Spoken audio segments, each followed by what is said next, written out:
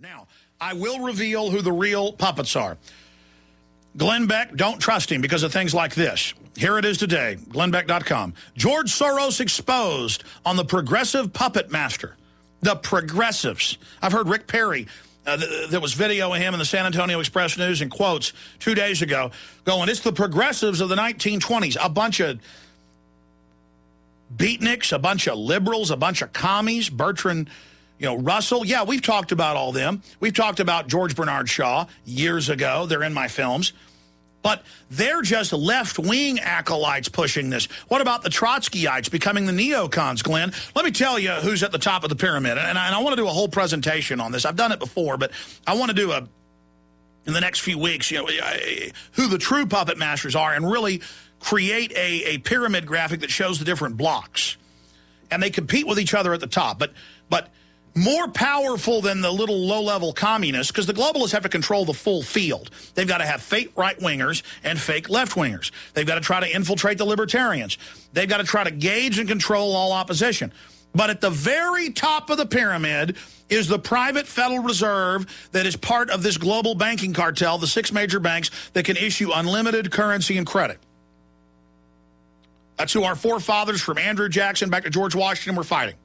Read their writings. This is nothing new. Same old fight we've had for 235 years. Same people that run the third world countries into the ground. Give them $1 billion loan. They end up paying back $50 billion. They owe another $50 billion. It's a total scam. This is what we're going into. This is what Ireland's going into with their interest rates going up on their national debt.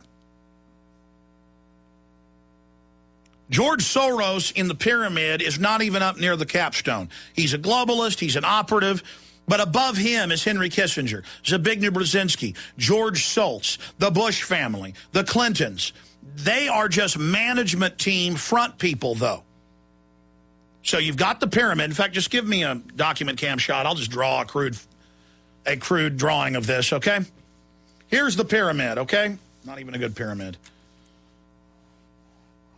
Okay, here it is over here. How's that? Here's the pyramid, okay? And up at the very top of the pyramid, you've got the Rothschilds, the Rockefellers, the Saxe-Coburg-Gothas. That's the British royal family. The Dutch royal family, also Saxe-Coburg-Gothas. You've got the Oppenheimers. You've got the Brothmans. There's less than 100 families at the top who are the robber barons. The Astors, all of them. They're all intermarried. When you study these groups, right here at the top, they are all intermarried. Just like even at the lower levels, the Bushes are all intermarried with the Clintons and the Cheneys and the Kerrys. Now, way down here in a lower strata, you've got Henry Kissinger, you got George Soros, you got Zbigniew Brzezinski, you got George Shultz, you got the Bush family, you got the Clintons, and they are social climbers. Notice that the Clinton daughter, Chelsea, married into one of the big mega banking house families. She married into Goldman Sachs because up here you've got all these families. But right up here at the top is the Rothschilds, the Rockefellers, the British royal family, and they're all intermarried now. That's how the Rothschilds are lords. They're all right up here at the top. And they will go into other countries and team up with the Lee family that's run China for hundreds of years, with the Mitsubishis, with the Hondas, with others.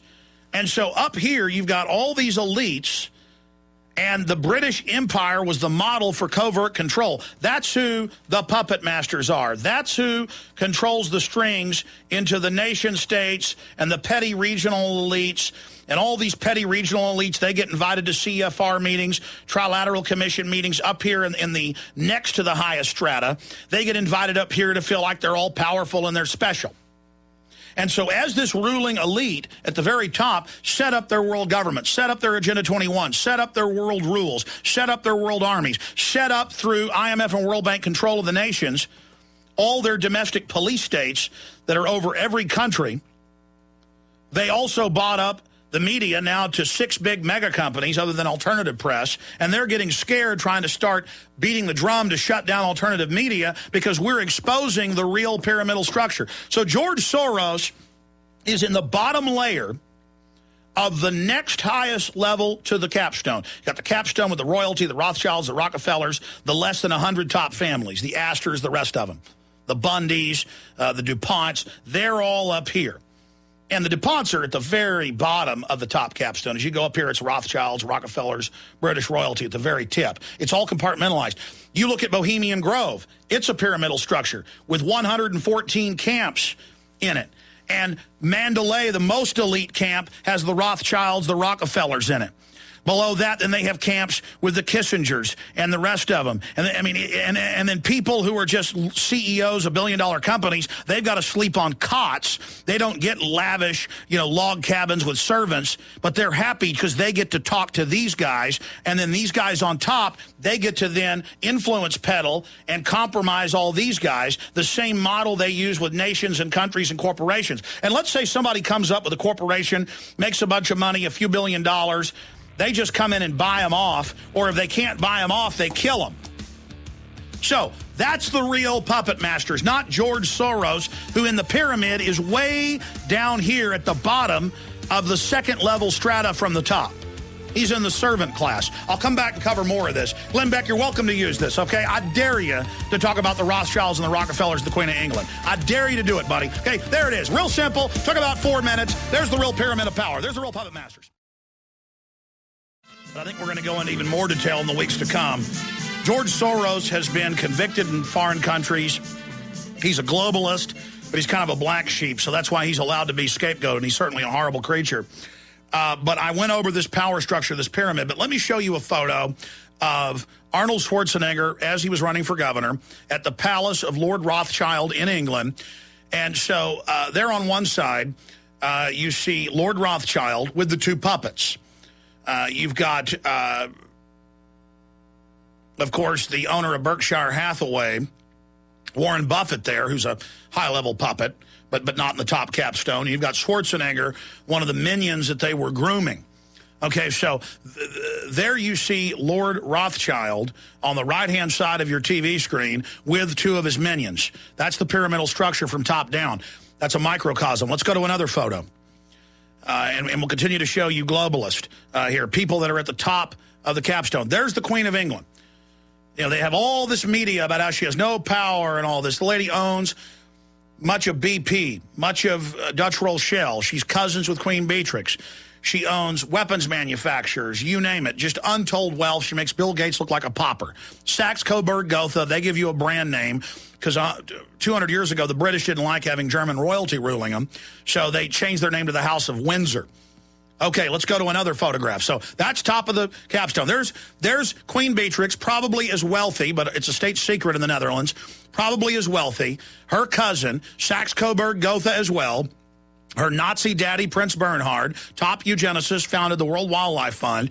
Now, that's a top globalist, the top of the pyramid, and the head person at the Bilderberg Group.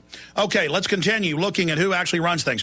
There's David Rockefeller. He's been called the omnibudsman of the New World Order. He's written books admitting he wants world government and the end of U.S. sovereignty. Okay, that guy is in the upper reaches of the very top of the capstone. That's the main Rothschild agent in the U.S. There's David Rockefeller right there, and they've intermarried with the Rothschilds and others. Now, at the next strata below them, at the super gopher imperial legate level, that's kind of the Darth Vader to the emperor, even more high-powered than Henry Kissinger or somebody like Soros. There's Zbigniew Brzezinski. Okay, that's somebody beneath the highest capstone, but who the elites actually listen to when adjusting policy. So, in a way, he's got as much power as the top of the capstone because he's in there making decisions. Very powerful. In fact, he's almost a transition from the servant elite to the owner elite. He's almost in between because he makes so many decisions. Let's show you some more images here. I mean, we could show these to you all day long.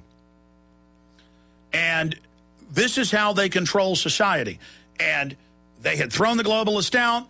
1832, the British set up Skull and Bones. Then they set up CIA out of that.